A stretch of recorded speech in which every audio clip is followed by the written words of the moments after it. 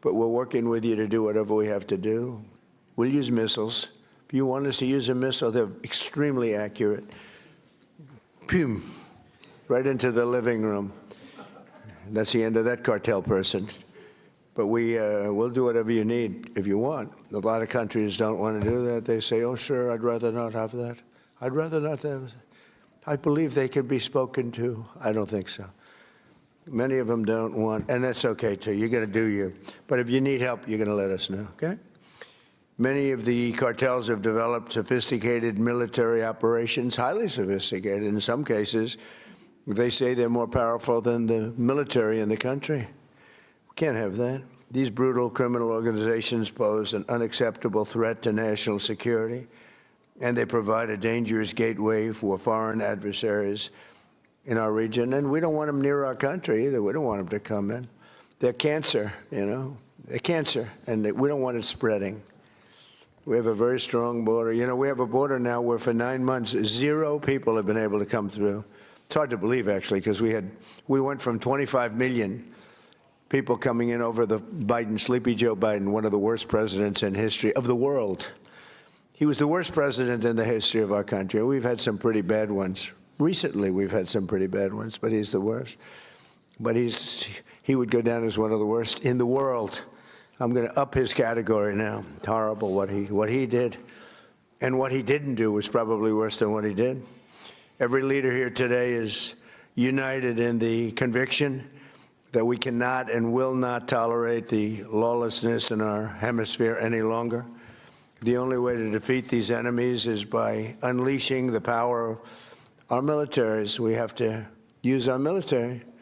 You have to use your military. You can't fight these people with, and you have great police. You have some great police, but they threaten your police. They scare your police. You're going to use your military. In many cases, our forces have already been working closely with yours, and the United States looks forward to deepening and expanding that cooperation in the months ahead. And it's so good that we got to know so many of you. I mean, we're so many. And I'd love to get to your countries at some point. Marco loves going to your countries. He's always at one of these countries. He likes your countries the best, okay? You know, where are you? I'm in Chile. Oh, good. How's Chile doing? Good. He likes it. He feels very calm. We all like him, right? It helps. He's got a language. He's got a language advantage over me, because I'm not learning your damn language. I don't have time. I was okay with languages, but I'm not going to spend time learning your language. That much I won't do. Just give me a good interpreter. Interpreter, very important. And I know if somebody's good. I may not speak the language, but I know I had an interpreter recently that wasn't good, talking to a very strong person from a different part of the world. And I could tell, even though I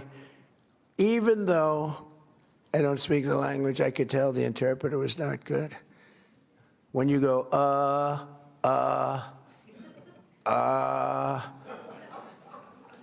when I give a long, flowing, beautiful sentence, and in this case it was a woman, and she gave it in about 1/4 the time, I said, well, their language may be efficient, but it's not that efficient. And I could also tell when I have great interpreters. Interpreters are very important. You know, you have a bad interpreter. You think you're doing well?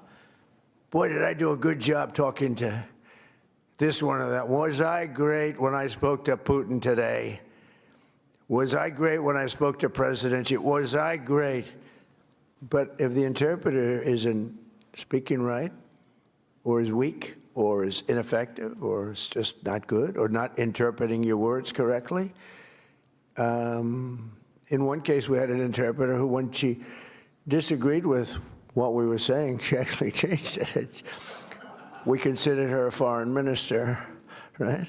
But no, the interpreter is, I talk about it all the time. Interpreters are really important. When you don't speak the language, they don't speak the language, people have no idea. People have no idea how valuable, and I'm on them all the time, people have no idea how valuable a good interpreter is. But over the last year, the world has witnessed the supreme power of the United States. We're the most powerful military country in the world. Again, I rebuilt it in my first, I spent so much time rebuilding it. over $1 trillion, and now we just had another budget. We may be going to $1.5 trillion.